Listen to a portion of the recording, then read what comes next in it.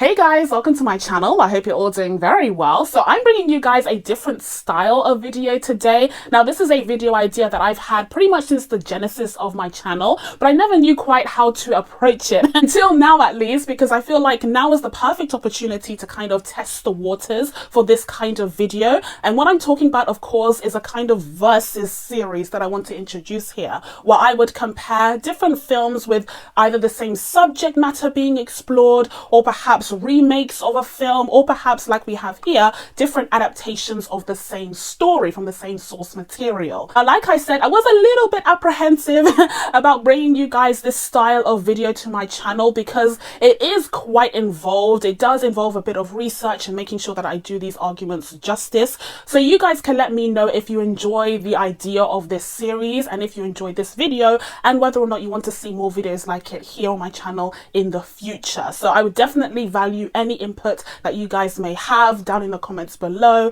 It'd be very much appreciated. And speaking of appreciating you guys, we recently hit 700 subscribers here on my channel, and I just want to say a massive thank you to each and every one of you who have pressed that subscribe button and have commented in my videos, or liked my videos, or just watched them and enjoyed them. I very much appreciate you guys interacting with my channel. It means the world to me.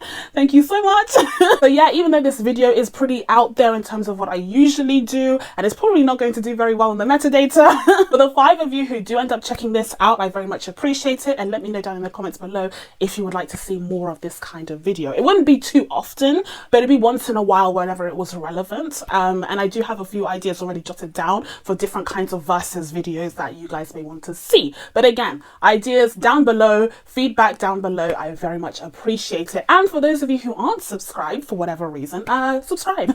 Subscribe to my channel and make sure that you turn on your notifications so that you can be told when I upload next. And as a final piece of housekeeping, you may hear some explosions surrounding me. Don't worry, I'm not in the middle of a war zone. Okay, it happens to be the 5th of November when I'm filming this, and that is Guy Fawkes night here in the UK. So people are setting alight to fireworks. They're having a grand old time, especially because this is day 1 of lockdown part 2. So people really don't give an F. They've been starting since the morning. Why are you doing fireworks in the morning? Who knows? But they've been starting since earlier today, and it's not going to stop anytime soon. So just be wary of that. I'm sorry about the noise that may cause in the background, but there's nothing to be done. People are literally bored out of their minds.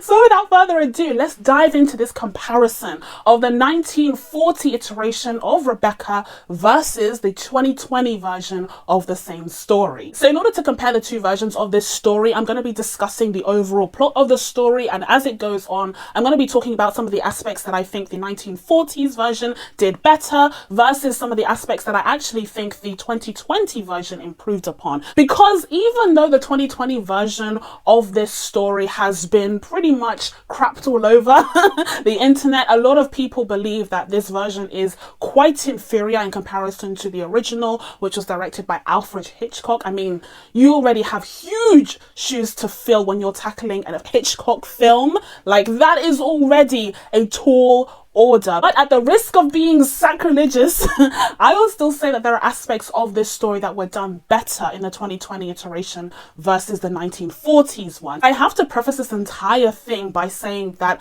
I am not the biggest fan of classic films. There are some film critics or film enthusiasts out there who swear up and down that films are no longer made the way that they used to be made. Classic films are where it's at. They're untouchable. They're perfection. Truly, like, Hitchcock is just God. He's the God of directors. Like, there's no way that any film could touch a classic film. They just tend to be better. I'm not one of those people. I'm the kind of person who goes into a classic film and ends up enjoying it, but is pleasantly surprised by how much I enjoyed it, as opposed to having these huge expectations going into a classic film to begin with. Because I like modern films. I like modern day films better. I just generally do, for a multitude of reasons, but that's not really what this video is about. All I'm saying is that I didn't go into the original Rebecca, which I did see before seeing the new remade version. I didn't go into the original thinking that it was going to blow my mind, because they rarely do. They rarely do. So just keep that in mind, that I went in with a relatively objective perspective in terms of not thinking that this film was automatically going to be incredible because it is a Hitchcock film, because I don't have that loyalty to old films like that. With that said though, there are definitely elements of the 1940s version that are far superior to the 2020 version, and I will have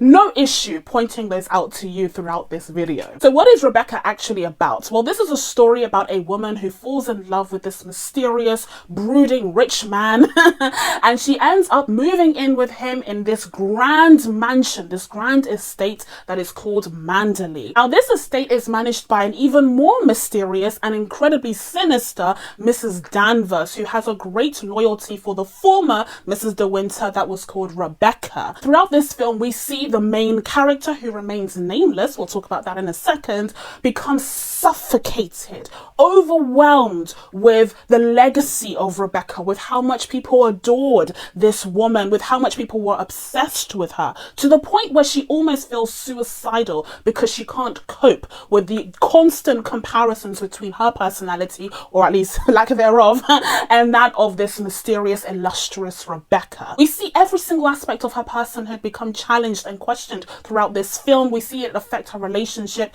we'll also talk about that, with her husband, to the point where it also affects her mental state, and that's just the kind of journey that we go through in this film, till of course it all comes to a head with this murder mystery court case situation, and ultimately Manderley ends up in flames with Mrs. Danvers in it, or at least in the 2020 version we see Mrs. Danvers take her own life after setting alight to the grand great Manderley. Now whilst I did manage to check out the 1940s version before watching the 2020 iteration of this story, in fact it's very easily accessible on YouTube right here on this platform. I could perhaps even link that down in the description box below, so if you wanted to check out the full film you can do so. It's very easily accessible, like I just said. So I did manage to watch the original film before I watched the 2020 version. However, I haven't actually read the book Rebecca, which both of these are adaptations of, so I won't be able to draw any comparisons between the book versus the film adaptations of it. Before we even dive into the story, the first comparison that we can make between each of these iterations of this story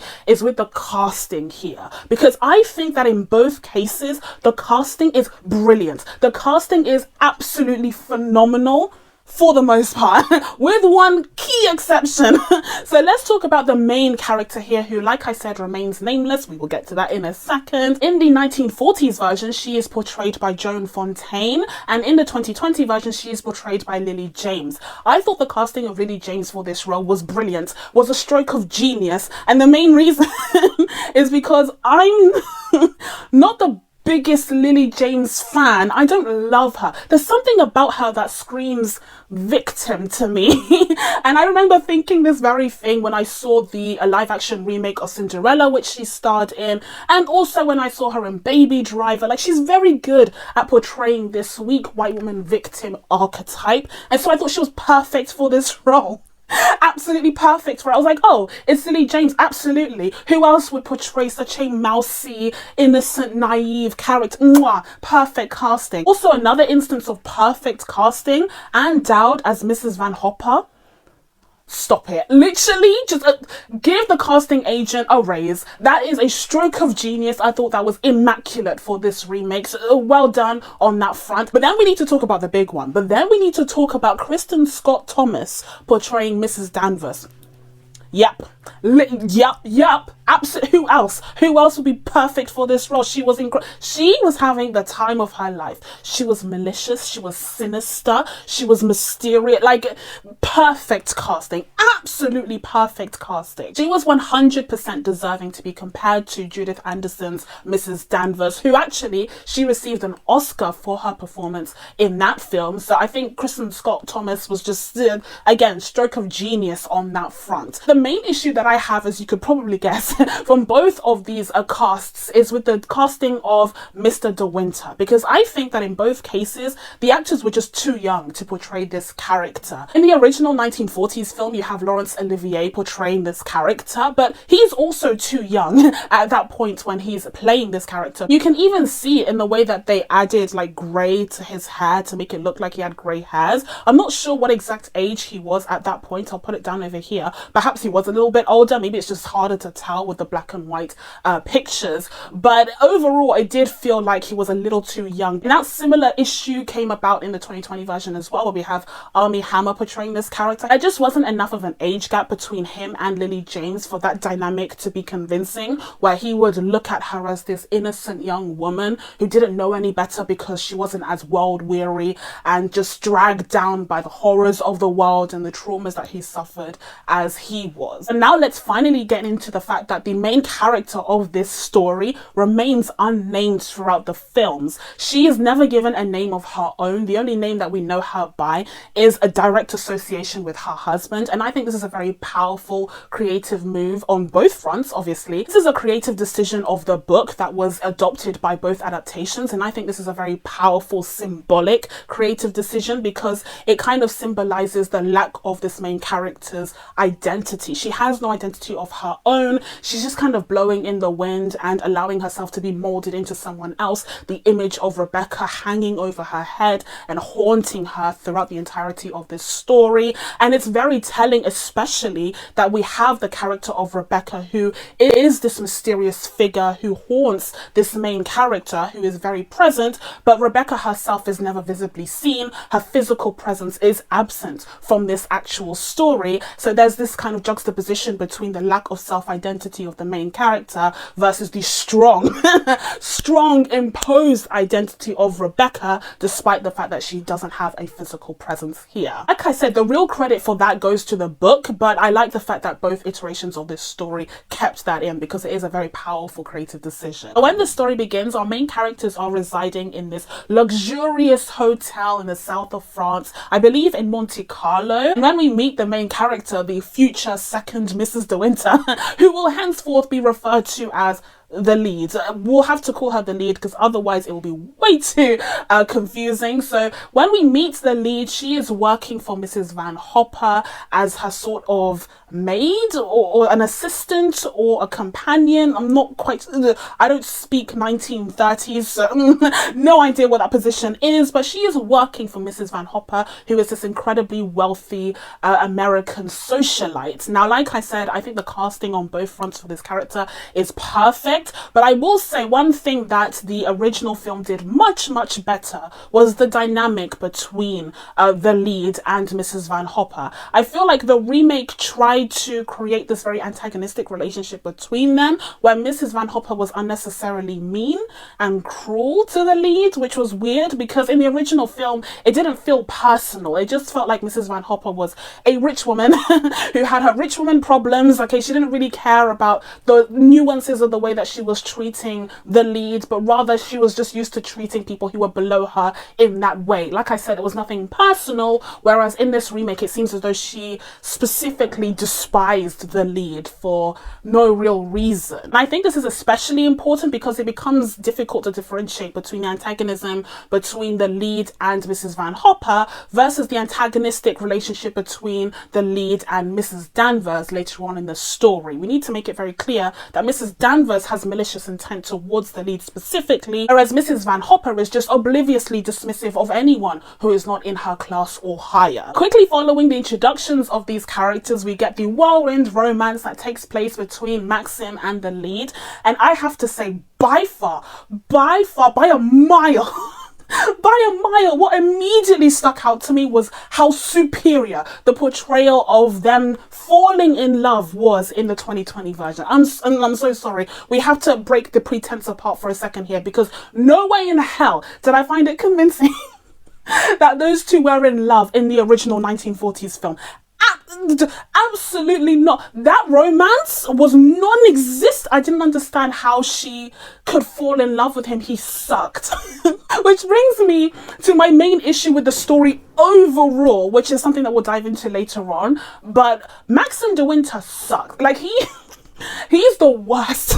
He's so unlikable. Now, we'll get into the reasons why for that later on, like I said, but that is one thing that I immediately noted when I was watching the 2020 version. Their romance seemed legit. It seemed so much more affectionate. It seemed so much more convincing. And I think this is so key because they're trying to tell us that this woman, who undoubtedly already has a low self-esteem, right? Like, she's already not the most confident, not the most, not the biggest personality in the room. So it's understandable if she could get into that sort of toxic relationship. Again, we'll get into that later on.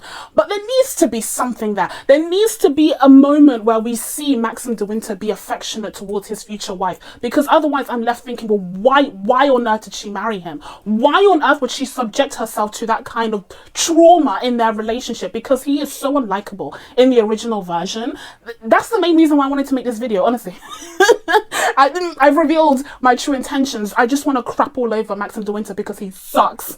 He literally sucks. In both versions he sucks, but in the old version he sucks even more. He is so belittling towards her. He is so dismissive of her. The secrets that he keeps, like the way he keeps those secrets that he has, is just so unbearably annoying. I would have slapped, I wouldn't be in this situation in the first place, okay? But if I did find myself stumbling into a Maxim de Winter, I can't be held responsible for my actions, truly. That man is despicable. Anyway, so that was my main issue with the original depiction of their relationship. He was so unlikable towards her. There wasn't a moment where I saw genuine affection for her. It felt like he tolerated her presence as opposed to welcomed it. Whereas in the 2020 version, you see that moment where he falls in love with her. You see that kind of montage where they're having a good time together, and it's convincing as to why he would end up in a relationship with her and why she would stay or want to stay in a relationship with him. Having said all of that, I can take into consideration the argument that the depiction of the relationship between Maxim and the lead was more period typical. It was something that was more accurate and reflective of the society of the day when this film and indeed the book came out. So in that sense, I couldn't really expect the relationship to be depicted in the way that it would be in the modern era, like right now, contemporarily, because it was just a different time, a different culture. I mean, that level of affection that they're showing in this 2020 version of the story is pretty, it's a lot. It's pretty full on. It's not something that we would have seen back in the 1940s to begin with. I can contend with that argument. However, my counter argument for this point is that the depiction of Maxim's coldness towards his wife is even atypical for the period, because the moment that he tells her the truth about what happened with Rebecca, his personality, his demeanor towards her changes immediately. The 180 is shocking. The 180 is neck pain inducing. Wow. He's all of a sudden more affectionate towards her. He accepts her as not only his wife, but someone that he would even want in his presence. Like, it's completely different. It shows me that even by the 1940s standards, his relationship with her was just so one-sided. He was so cold towards her that it bears questioning why she wanted to be in a relationship with him in the first place. And that's my issue with that depiction of the relationship, is that we never got a sense of why she had fallen in love with him. We never get a sense that she is like a gold digger or anything, like she's superficial. That would at least explain something. That she just wanted him for his money. But no, we're supposed to believe that she loves him. Why? He's the worst person.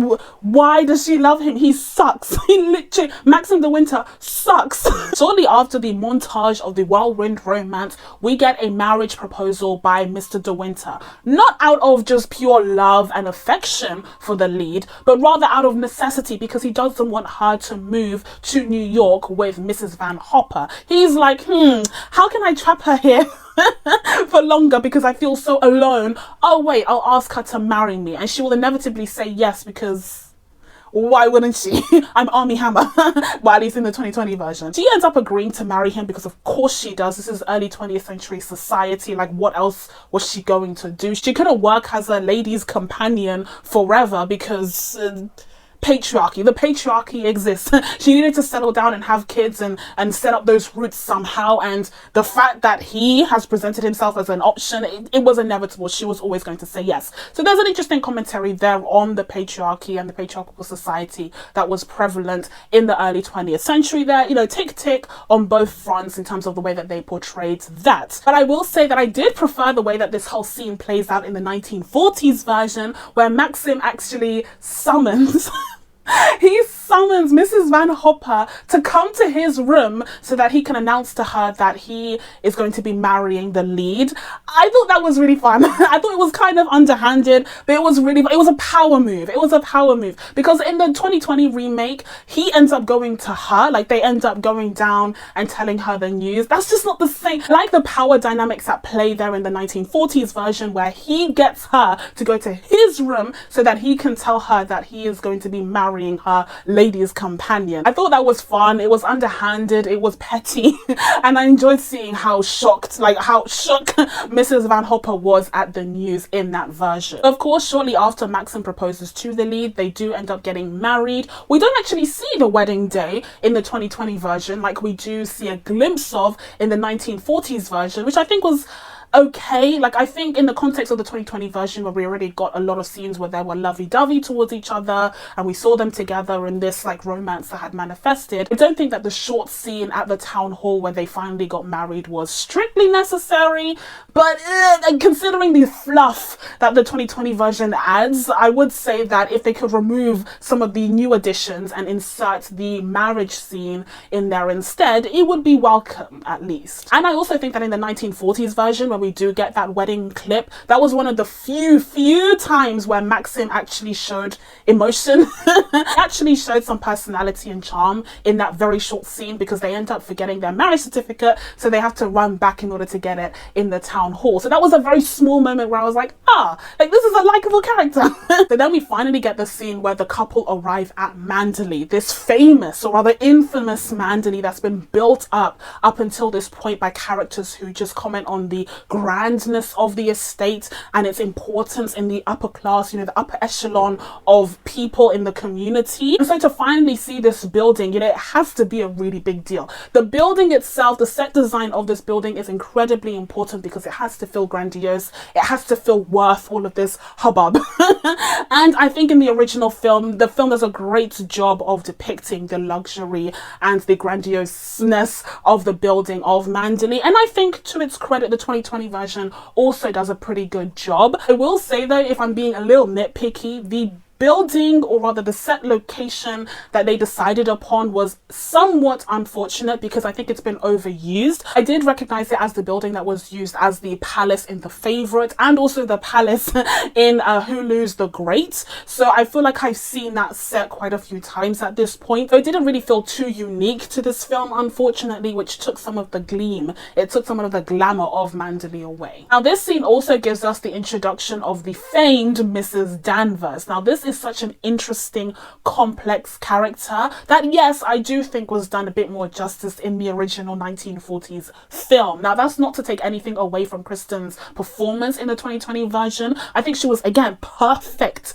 casting for this role. The issue that I have is with the writing of this character in that version, because in the original version, interestingly enough, there was a kind of allusion to a more romantic relationship between Mrs. Danvers and Rebecca. It seemed as though Mrs. Danvers' obsession with Rebecca stemmed from these deep-seated and forbidden feelings that she had for her, these romantic feelings that she had for her. I know that during the time when this film was released, there was quite a bit of controversy surrounding this character, and actually those aspects of the relationship between Mrs. Danvers and Rebecca had to be kind of died down a little bit because obviously it wasn't socially acceptable to depict or even allude to any kind of lesbian relationship between characters during that time, with, you know, the code, that morality code, I can't remember the name, I'll put it over here. I find it exceedingly interesting then, considering how much society has progressed on that front. Still have a long way to go, but we've definitely come a long way since the 1940s and 30s. I find it interesting that that aspect of the relationship between Rebecca and Mrs. Danvers is entirely erased in this new version of the film. And in fact, Kristen's version of this character makes it very clear that her obsession with her, I mean, she doesn't see it as an obsession, but her relationship with Rebecca stems from a friendship, a long-lasting friendship. Like that's driven in pretty clearly, which I found very interesting. My understanding is that in the book, the relationship between Mrs. Danvers and Rebecca is one of more of like a mother and daughter one, which I actually think is a bit more fitting, especially when you consider the casting of both Mrs. Danvers as being slightly older women. I think it would make sense then that someone who is like a Lily Jane's contemporary, who would be Rebecca, would have that mother-daughter relationship with a Mrs. Mrs. Danvers. And I actually think it would have been better if the 2020 version had gone down that route, if it wanted to scrap the allusions to a lesbian relationship entirely. But instead it honed in on the friends. Like, we're just good friends. That was weird.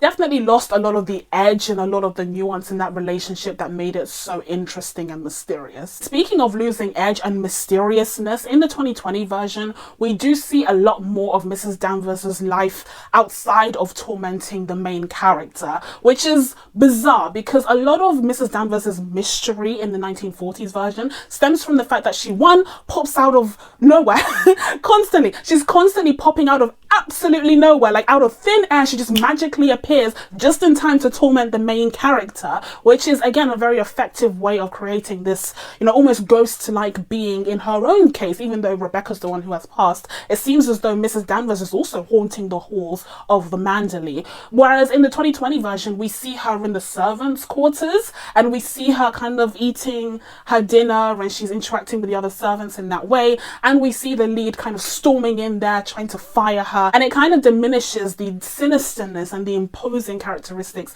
that Mrs. Danvers has, because it makes her seem a little bit more human and a little bit more sympathetic, as opposed to the way that Hitchcock presented her as someone who was shrouded in mystery. It's at this point that both films use up a substantial chunk of their runtime in order to depict the constant, unrelenting torment that is faced by the lead as she is haunted, like almost literally haunted, by the presence and the legacy of Rebecca. This is such an interesting aspect of the story because this character cannot avoid, she cannot run away from the presence of this dead woman. Rebecca is absolutely everywhere, from her initials being on everything, to the menus that she chooses for a lunch, to the ball that she eventually tries to host and the costume that she eventually chooses on, which is very much intentional because this is yet another example of Mrs. Danvers trying to, you know, manipulate the lead and trying to make her feel worse about herself. And it catches her completely off guard because she thinks that her and Mrs. Danvers are finally on the same page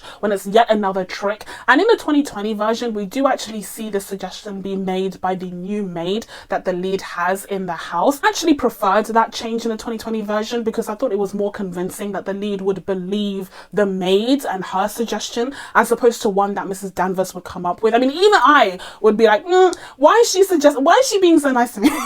But I will say overall that I think the 1940s version did a far better job at conveying that sense of suffocation and unrelenting torture that the lead felt as she was being surrounded by all things Rebecca. I think that version does such a good job of making us feel like the walls are closing in, making us feel tense and uncomfortable in our own skin. And I definitely feel like Joan Fontaine's performance is superior in terms of conveying that sense of uncomfortableness, that lack of confidence, that sense of desperation. I mean, when she is pleading with her trash husband to tell her what she can do in order to move forward, in order to be the wife that he wants her to be. Like, she is pleading with him, this trash man. She is pleading with him, and it just feels so much more gut-wrenching with Joan Fontaine's performance because you sense that desperation from a mile away. Whereas in the case of Lily James's performance, I actually think that they modernized the character a little too much.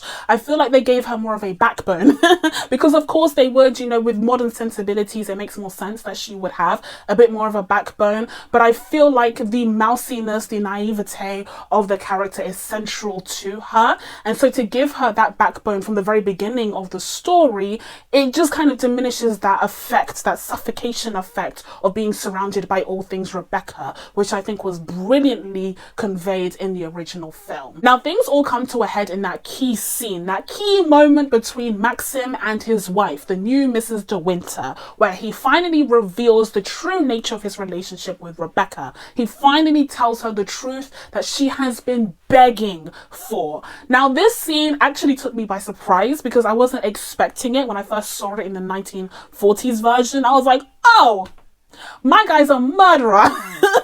My guy's fully a psycho murderer. Wow, that explains everything. In fact, no, perhaps I did get a sense that something like this was happening, because there must have been a reason. There needed to be a reason for how trash this man was, and I'm glad I actually got one, even though I do have issues with the reason that was presented to me, which we'll get into right now, because I actually think that this scene was performed better in the 1940s version. The series of events that played out during that big reveal, I think, was better in the 1940s version, but I do think that we got a much better line of reasoning in the 2020 version, because Jesus Christ. So you're telling me that Maxim killed his wife because he couldn't stand her, because he hated her? And in the 1940s version, we don't even get a reason why. It's alluded to, and I'm guessing that's because, again, those were the contemporary sensibilities at play there, where I guess talking about adultery was just banned, was literally banned. Like, he doesn't explicitly say why it is that he despised his wife so much, which is why I prefer the 2020 version, because it lays it out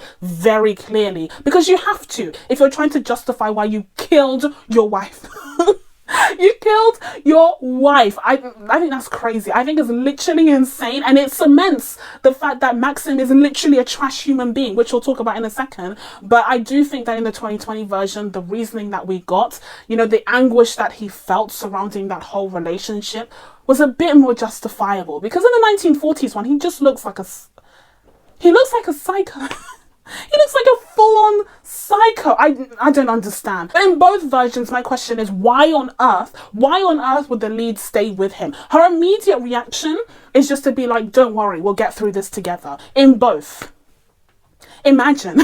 She tries to comfort him. She immediately takes his side. It's baffling. It's literally baffling. And again, we'll discuss the nature of their relationship in a second, but I will say that I take issue in both iterations of this story with the way that she was just so quickly on his side, despite the fact that he just revealed that he killed his previous wife. You know what I would do? You know what I would do? I would run. I would run and jump out of that window, that nice round window in that beach house that they have there. Yeah, I would jump out of that, because that man is not safe. That man is literally a psycho. I actually do think that the 1940s version does a better job of seeding in this throughout, because it makes a point to emphasize that Maxim has quite the temper.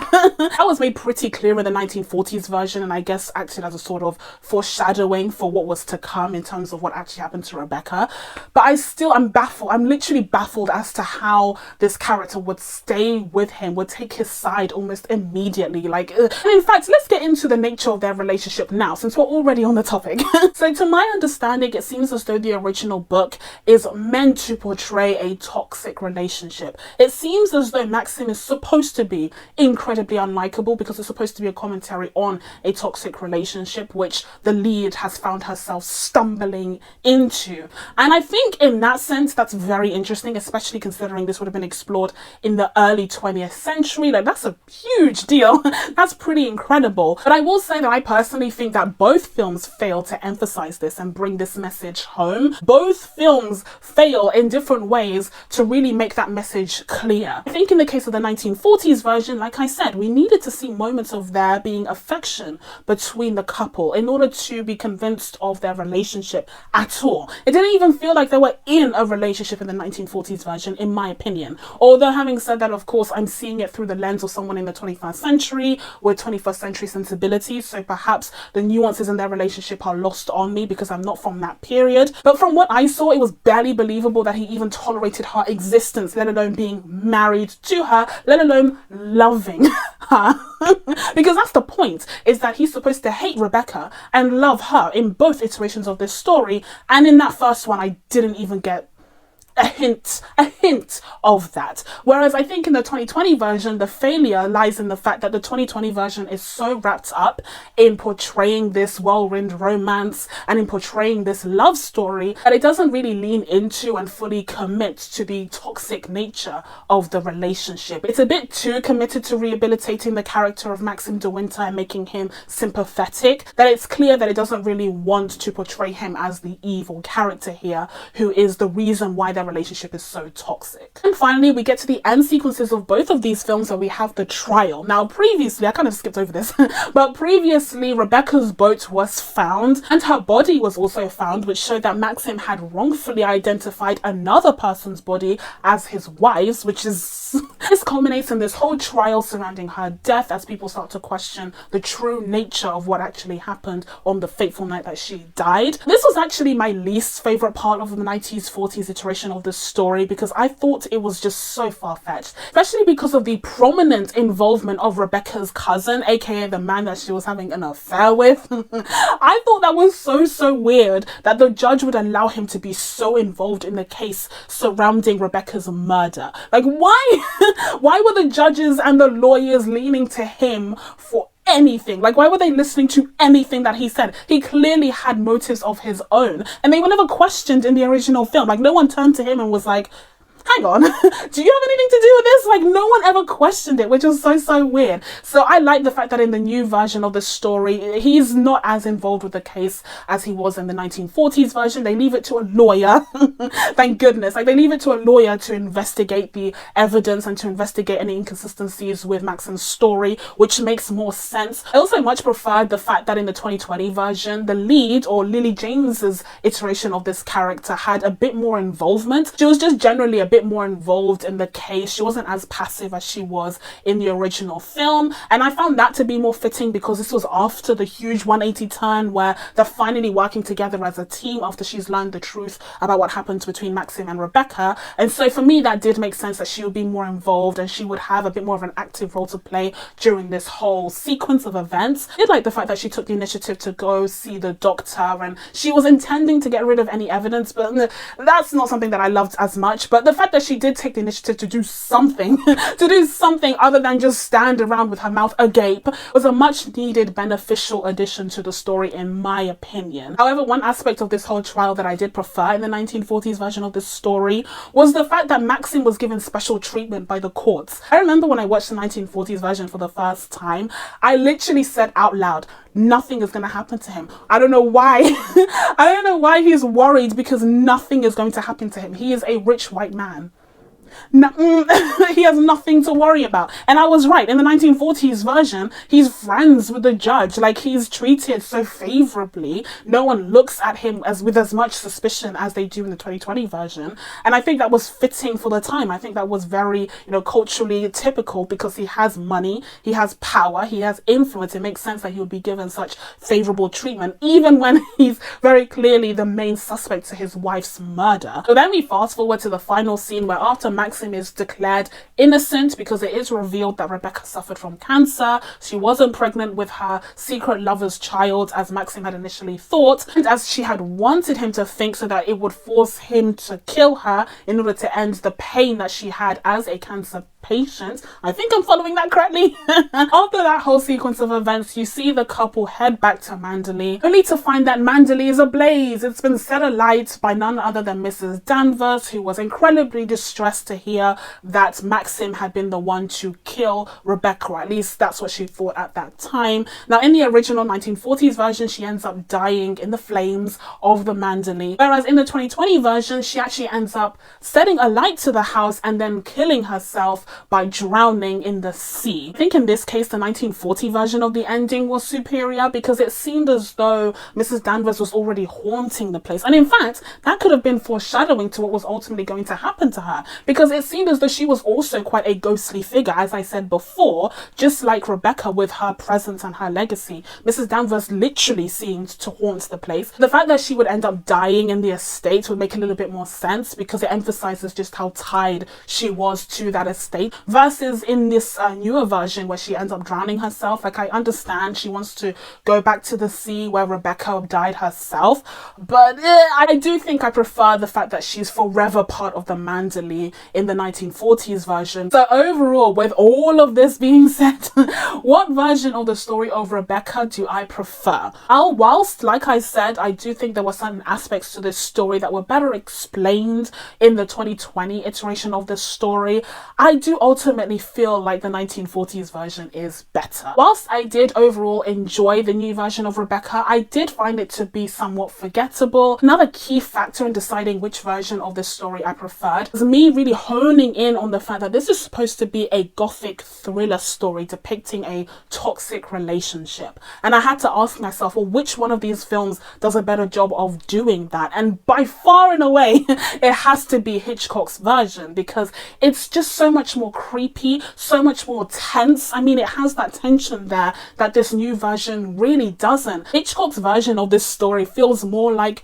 quick walking down a park in the middle of the night, where you're tense, you're looking behind you at every turn, whereas in the case of the 2020 version, it's like a stroll through the park at noon, like in the middle of the day. There's no real danger there. Of course, there are certain things that distract you and intrigue you as you walk on by, but there's no tension. Okay, so that's it from me. That's it for my first ever versus video. The fireworks are going absolutely crazy behind me. Let me know what you guys thought of this video. I'm very interested to hear any of your feedback. It's probably going to be a long one because I've been filming for almost 2 hours. I'm very interested to hear what your guys' thoughts on this style of video is, as well as, of course, your thoughts surrounding these two films and even the book if you've read it. Please be sure to subscribe to catch new videos coming up. Thank you guys so much for watching. I really appreciate it, and I will see you in the next one. Bye.